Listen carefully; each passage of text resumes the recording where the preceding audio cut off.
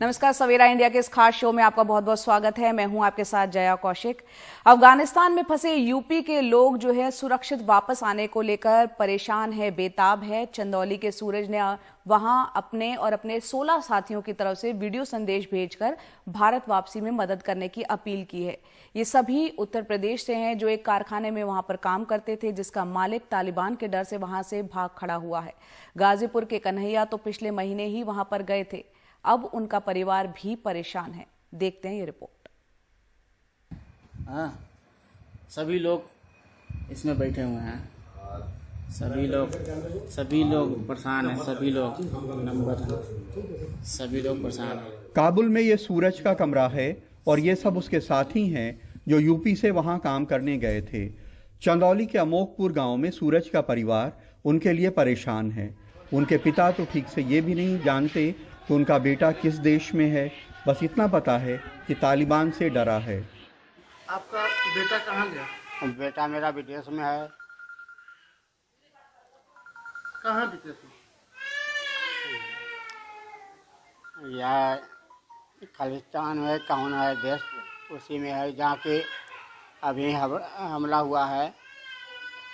उसी जगह है मेरा बेटा फंसा हुआ। पहले तो ठीक ठाक था, लेकिन इधर माहौल सोचे पड़ता है कि बहुत परेशानी हो गया है। वह बोला था कि सरकार बदल गया है और तालिबान का सरकार हो गया और यहाँ का मुख्यमंत्री जो भाग गया एकदम। गांव में सूरज के घर पे लोगों की भीड़ है। टीवी में तालिबान के कब्जे की खबरें देखकर लोग सूरज का हाल जानने उनके घर पहुंच रहे हैं। जितने मुंह उतनी बातें। और तनु कंपनी वाला बाकी बेच के चल रहा हुआ अपन बेचले से कहाँ हो चले ना सौंप दे लेना हमसे ना मतलब आतंकवाद लोग के जब आगे हमला और के मारे उस सौंप के भाग के मारे कलश के अपन जान बचा मतलब अपन चल गए। हां वो भाग गया। अब वहां का आदमी कब्जा कर ले कब्जा कर ले लेकिन के कब्जा करने का मतलब देखा का करला मोदी ये कुछ कर सकेला। सूरज की पत्नी रेखा कहती हैं कि सूरज और उसके साथियों का पासपोर्ट उसके कारखाने के मालिक के पास है और वो तालिबान के डर से भाग गया है। आखिरी बार कब बात हुई? अभी तो सुबह भई थी। क्या बता रहे थे? कब तक वापस आ जाए कुछ बता रहे थे? नहीं, वापस की नहीं है जो बताने के। मालिक जो भाग गया है फिर उसके बाद कहता है कि देखिए अब पासपोर्ट भी दूसर कोई कंपनी के पास है। गाजीपुर के जयरामपुर गांव में कन्हैया शर्मा के घर भी गांव वालों की भीड़ है।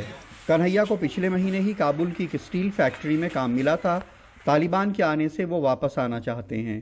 उनका परिवार भी उनके लिए परेशान है। तो हमारे भाई साहब भी जितने भी लोग उनके साथ गए हैं डरे सहमे हुए हैं। कहीं हमारे ऊपर भी ये जो है गोला बारूद का प्रयोग न किया जाए जिससे हमारी भी क्षति हो जाए और मैं परिवार से वंचित हो जाऊं। प्रशासन के लोग भी कन्हैया के घर पहुंचे हैं और उनसे वीडियो कॉल कर उनका हाल जानते हैं, उनकी मदद करना चाहते हैं। माहौल में बता रहे थे गोलाबारी चल रही है, लेकिन जो स्टील फैक्ट्री का मालिक है वो जो वहाँ पे तालिबानी लोग हैं उनको लेके आया था। वो बता रहे थे कि वो लोग आए थे। वो कह रहे हैं कि आप लोग सुरक्षित हैं, कोई दिक्कत नहीं है, आप लोग रुकना चाहे तो रुक सकते हैं, लेकिन उनकी डिमांड है कि नहीं वो लोग अपने देश वापस आएंगे। तालिबान के बैकग्राउंड को देखते हुए उनसे आम लोगों में खौफ कोई बेजा नहीं है। और जब अफ़गानिस्तान के अपने मुस्लिम नागरिक इतने बड़े पैमाने पे अफ़गानिस्तान छोड़ने को बेचैन हो रहे हों, तब हिंदुस्तानी कामगारों के ऊपर क्या गुजर सकती है ये समझा जा सकता है। चंदौली में संतोष, गाजीपुर में सुनील और लखनऊ में कैमरामैन राजेश गुप्ता के साथ कमाल खान, एनडीटीवी इंडिया। महिला कांग्रेस की पूर्व अध्यक्ष सुष्मिता देव ने आखिरकार कांग्रेस के अध्यक्ष पद पे वो रह चुकी हैं, महिला कांग्रेस के अध्यक्ष रह चुकी हैं। आखिरकार उन्होंने कांग्रेस को अलविदा कहकर तृणमूल का दामन थाम लिया है। लेकिन उन्होंने कांग्रेस क्यों छोड़ी, इस पर उनका कहना है कि उन्हें किसी तरह का कोई गिला शिकवा नहीं था। लेकिन कांग्रेस छोड़ने के पीछे कारण क्या था? जबकि तृणमूल कांग्रेस में हो गई है, उनका कहना है कि विचारधारा, दोनों पार्टियों की विचारधारा एक ही है। तो ये बेवजह से नेता क्यों कांग्रेस छोड़कर जा रहे हैं, इसके लिए देखते हैं हमारे सहयोगियों की ये रिपोर्ट। देखिए, जब दो लोगों का अलग अलग रास्ता हो जाता है या एक इधर चला जाता है, दूसरा इधर। ये इसका बेसिस सिर्फ गुस्सा नाराजगी तो नहीं होता हमेशा। सोमवार को कांग्रेस छोड़ने और कोलकाता में ममता बनर्जी की मौजूदगी में तृणमूल कांग्रेस ज्वाइन करने के 24 घंटे के अंदर पूर्व महिला कांग्रेस की अध्यक्ष रहीं सुष्मिता देव पहली बार दिल्ली में मीडिया के सामने पेश हुई। एनडीटीवी से बातचीत में कांग्रेस छोड़ने का कारण नहीं बताया, लेकिन कहा उन्होंने विचारधारा से कोई समझौता नहीं किया है। मैंने तृणमूल कांग्रेस अनकंडीशनली ज्वाइन किया है, इसलिए इसमें कोई नाराजगी की बात है ही नहीं। जी, आपने ये भी कहा कि to dig out the dirt will not be good, इसका क्या मतलब है? देखिए, ममता दी का जो विजन है, उनके जो प्रिंसिपल्स हैं, इंडियन नेशनल कांग्रेस के अध्यक्षा सोनिया गांधी जी के जो प्रिंसिपल्स हैं, जो भी है, मुझे नहीं लगता उसमें कोई क्लैश है। 2014 में सुष्मिता देव कांग्रेस के टिकट पर असम से लोकसभा पहुंची थी। 2019 में वो अपनी जीत दोहरा नहीं सकी। वो असम में ही कांग्रेस का चेहरा नहीं थी, बल्कि महिला कांग्रेस की पहचान भी थी। तृणमूल को एहसास है कि साझा विपक्ष की राजनीति के इस दौर में इस फैसले से कांग्रेस आहत होगी, इसलिए फौरन उसकी ओर से सफाई भी आई। हम लोग कोई पोचिंग नहीं कर रहा है, कोई ब्रेकिंग नहीं कर रहा है। If there are committed people who reach out to us, we will welcome such people. लेकिन कांग्रेस के लिए ये किसी झटके से कम नहीं। पार्टी नेता अब अवसरवाद को कोस रहे हैं। ये मौकाप्रस्त लोग हैं और जिनके परिवार के लोगों की पहचान, मर्यादा, सम्मान कांग्रेस पार्टी ने दिया, जिनको सांसद और राष्ट्रीय अध्यक्ष बनाया, वो चंद समयों में ही अपने आप को भूल गए। मैं समझता हूं कि उनका यह आत्मघाती कदम उनकी राजनीतिक जीवन की लीला को समाप्त कर देगा। कांग्रेस छोड़ने का सुष्मिता देव का फैसला बताता है कि कांग्रेस पार्टी अब अपने नेताओं को यह भरोसा भी नहीं दिला पा रही है कि पार्टी में उनका कोई भविष्य बचा है। असम में एक युवा कांग्रेस नेता का पार्टी छोड़ना कांग्रेस पार्टी के लिए एक चेतावनी है कि उसे नए सिरे से पार्टी संगठन को फिर से मजबूत करना होगा। दिल्ली से शशिकांत झा के साथ हिमांशु शेखर, एनडीटीवी इंडिया। और अब बात करते हैं उत्तराखंड की, जहां विधानसभा चुनाव में कर्नल अजय कोठियाल आम आदमी पार्टी के मुख्यमंत्री पद के उम्मीदवार होंगे। देहरादून पहुंचे आम आदमी पार्टी के संयोजक अरविंद केजरीवाल ने कल ये ऐलान किया। उन्होंने कहा कि ये निर्णय आम आदमी पार्टी ने नहीं बल्कि उत्तराखंड के लोगों ने लिया है। अरविंद केजरीवाल ने यह भी कहा कि पूरी दुनिया के हिंदुओं के लिए उत्तराखंड को आध्यात्मिक राजधानी बनाएंगे।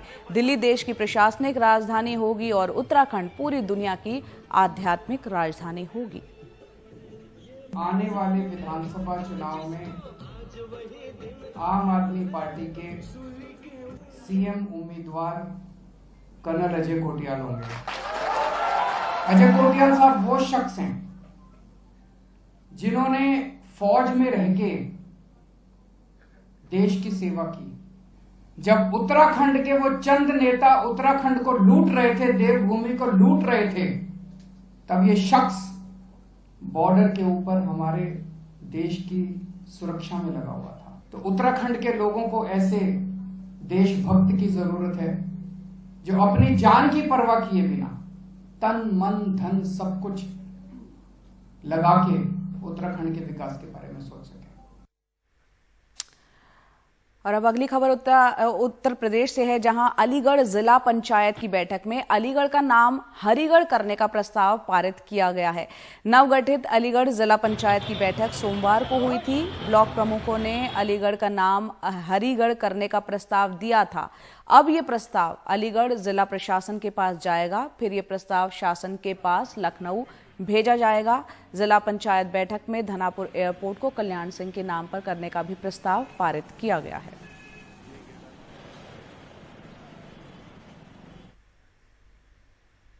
और अगली खबर है कर्नाटक से, जहां कोवैक्सीन की कमी है और जिसकी वजह से इसकी पहली डोज फिलहाल लोगों को नहीं दी जा रही है। कोवैक्सीन सिर्फ उन्हें लोगों को दी जा रही है जिनको कि इसकी पहली डोज दी जा चुकी है। देखते हैं निहाल किदवई की रिपोर्ट। पहले कूपन की लाइन और फिर वैक्सीन का इंतजार। पूरे परिवार के साथ ये साहब कोवैक्सीन लेने गए थे, लेकिन सर्टिफिकेट मिलने पर पता चला कि लगी है कोविड शील्ड। तो कोवैक्सीन या कोविशील्ड? कोवैक्सीन फर्स्ट वाला। आपको? सेम ही लिया दोनों। हाँ, आप तो बोल रहा था कोवैक्सीन चाहिए, आपको कोविशील्ड लगा दिया। कोवैक्सीन की मांग ज्यादा है, लेकिन इसकी कमी हर तरफ दिखती है। एक अनुमान के मुताबिक सिर्फ बेंगलुरु में ही कोवैक्सीन की सेकेंड डोज लेने वालों और कोवैक्सीन की उपलब्ध डोज के बीच का फासला तकरीबन 25 से 30 हजार डोज का है। Covaxin also we have Covaxin हमारे पास है, इसकी और डोज हमें चाहिए। मैं उम्मीद करता हूं कि 1-2 दिन में ये आ जाएगी। Which I am expecting in a day और 2। कर्नाटक में अब तक 2 करोड़ 70 लाख के आसपास लोगों को वैक्सीन की पहली डोज लगी है, जबकि लगभग 80 लाख को दूसरी डोज। यानी तकरीबन 6.25 करोड़ की आबादी वाले राज्य कर्नाटक में वैक्सीनेशन ड्राइव को अभी लंबा सफर तय करना है। अच्छी बात यह है कि पैसे देकर निजी अस्पतालों में वैक्सीन लगाने वालों की संख्या बढ़ी है। इससे वैक्सीनेशन ड्राइव में तेजी आएगी। बेंगलुरु से कैमरामैन गोविंद मूर्ति के साथ निहाल खिदवई, एनडीटीवी इंडिया। यूके और दूसरे देशों में जाने वाले हजारों भारतीय छात्रों को कॉलेज जाने से पहले क्वारंटीन के लिए मोटी रकम देनी पड़ती है। हालांकि पाबंदियों में नरमी आने के बाद अब संस्थागत क्वारंटीन की तो जरूरत नहीं पड़ती, लेकिन छात्र अब भी सीधे कॉलेज नहीं जा सकते और क्वारंटीन पर अलग खर्च करना ही पड़ता है। अनलॉक एजुकेशन मुहिम के जरिए छात्रों की मदद करने की कोशिश की जा रही है।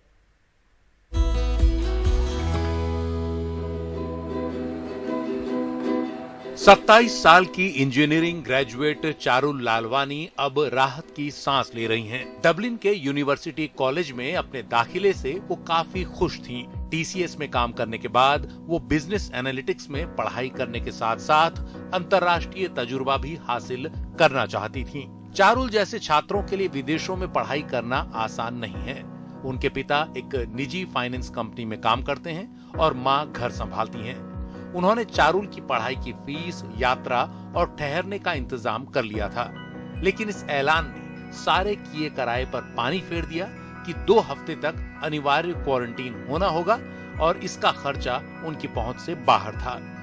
The process of arranging the funds for education was not that. पढ़ाई के लिए पैसा जुटाना इतना मुश्किल नहीं था, लेकिन ये जो 2 लाख रुपए हमें क्वारंटीन के देने पड़ रहे हैं, इसके लिए चिंता हो रही थी क्योंकि इसके बारे में सोचा ही नहीं। So I was getting so anxious about that because that was not as planned. परेशानी तो उसमें कुछ मुझे भी हुई थोड़ी सी, लेकिन फिर मैंने अपने आप को समझाया। मैंने कहा जब इतना हो गया है तो इसका भी कोई रास्ता निकालते हैं।